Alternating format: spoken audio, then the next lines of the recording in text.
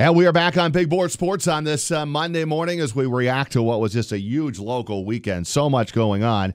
But on Sunday, what was going on is that UAlbany men's lacrosse team was winning again in front of 2,700 fans to get to 3-0. Wasn't easy. Cornell gave them a big old battle, but UAlbany survives 11-9. We always talk to Marr, the head coach, and he joins us here on Big Board Sports. Coach, how does it feel waking up this morning, now 3-0, and still that number one team in the country? You know, it's, I don't know, it's just another week. Got a game tomorrow. Got UMass tomorrow afternoon, so we're getting ready for them.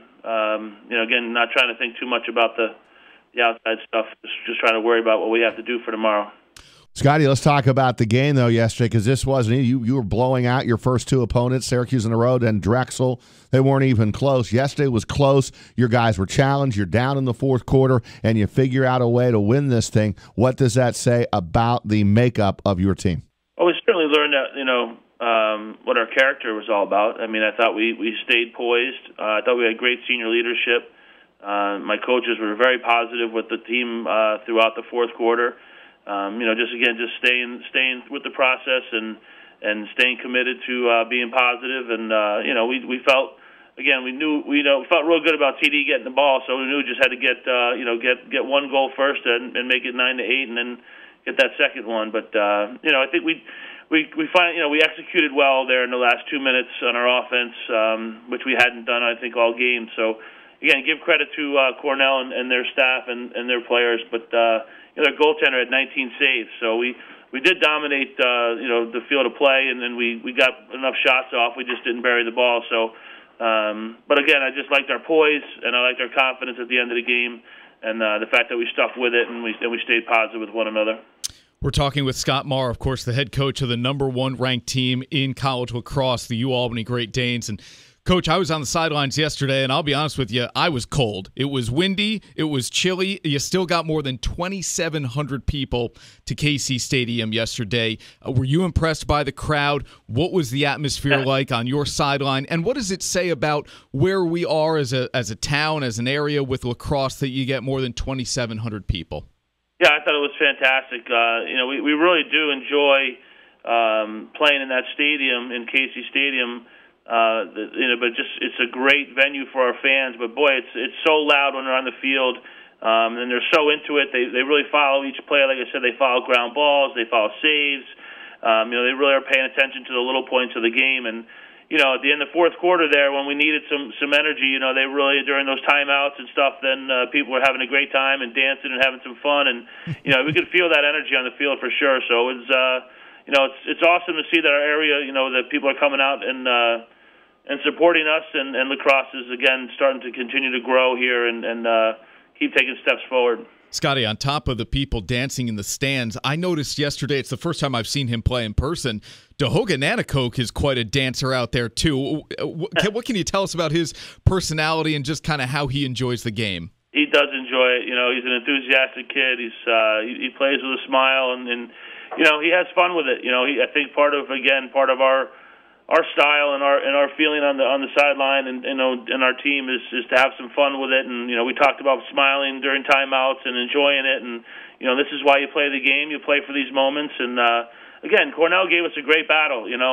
we're certainly as a number one team now, we certainly feel like we're going to get everybody's best shot. Not that we weren't getting a good shot before that, but a little extra incentive for our opponents now to get a big win. So.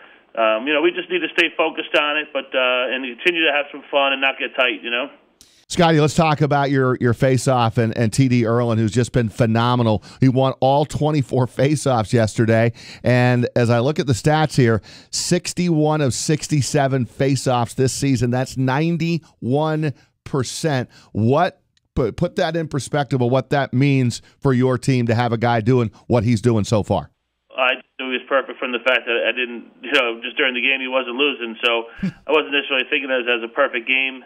I guess I wish we had scored one more goal to give him that opportunity for the 25th, but, he's a tremendous talent. He's very good at what he does. He's at 91% right now in the country. I think he's clearly one of the top two face-off guys in the country, if not the top one, with Trevor Baptiste from Denver. So, it's just knowing that you're going to compete for the ball, and you got a better than 50% chance of getting the ball every face-off is a very comforting feeling. And like I've always said about TD, he's a tireless worker.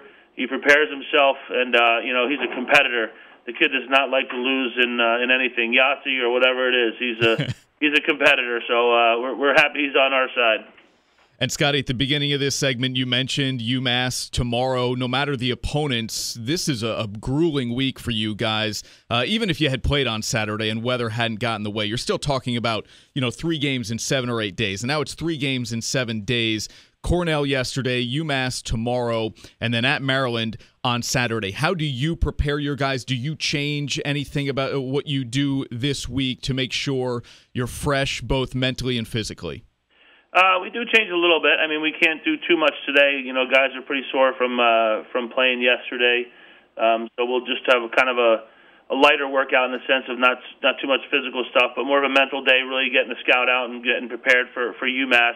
And then being ready to play on Tuesday. And then after Tuesday, we have to kind of look at the weather here and see what happens if we're getting some snow and stuff going into Thursday, so we'll have to adjust to that. But the most part is, just for the guys, keep hydrating, continue to get good sleep at night, eat right, stuff like that, and then keep them healthy, and keeping them kind of in a routine here throughout the week. So, it did sting a little bit that we had to play on Sunday, but you can't do anything about the weather. But again, we'll see what we're made of. We got a busy week, and hopefully we come out of it 4-0 tomorrow. And in a backwards way, maybe Sunday helped bring even a bigger crowd, given all that was going on locally on Saturday. Scotty, congratulations on yesterday's gutty win, continuing to be the #1 team in the country, and good luck tomorrow. Thanks, appreciate it.